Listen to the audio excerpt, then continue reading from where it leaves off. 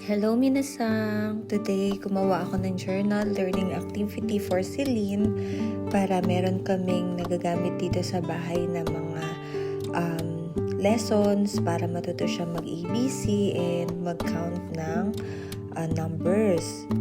And then, syempre sa mga susunod na pages, gagawa kami ng mga activities like mga arts. Diyan ko rin siya ididikit.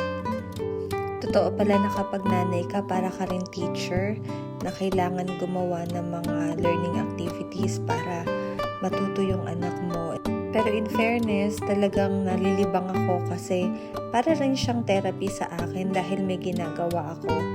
Kasi for the past few months na nag-pregnant ako, parang palagi akong gusto ko walang ginagawa. Ngayon, busy na ako and may energy na rin ako.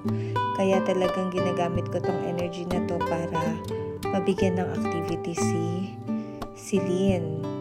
Siyempre, gusto natin matuto ang ating mga anak. So, ayan. May next akong ginagawa. Hulaan nyo na lang kung ano to. Nakita ko lang to sa TikTok. Salamat, TikTok. Itong first activity ko, na plano ko sanang idikit doon sa notebook. Unfortunately, hindi siya kasya. Masyado malaki yung kamay na nagawa ko. Gagawa na lang kami ni Celine next time.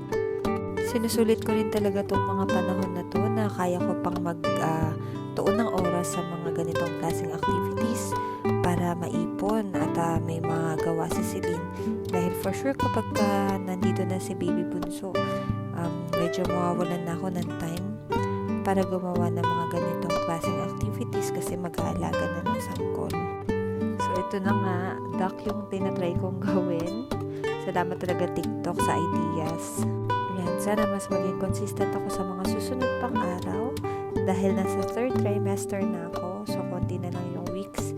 Lalabas na si baby bunso. So, sana marami pa akong magawang activities. By the way, hindi lang pala pang sa bahay itong purpose ng mga ginagawa ko to. Kaya ginawa ko siyang journal para maging handy rin pala siya pagka kailangan namin lumabas. So, dadalhin-dalhin ko para may libangan din kami.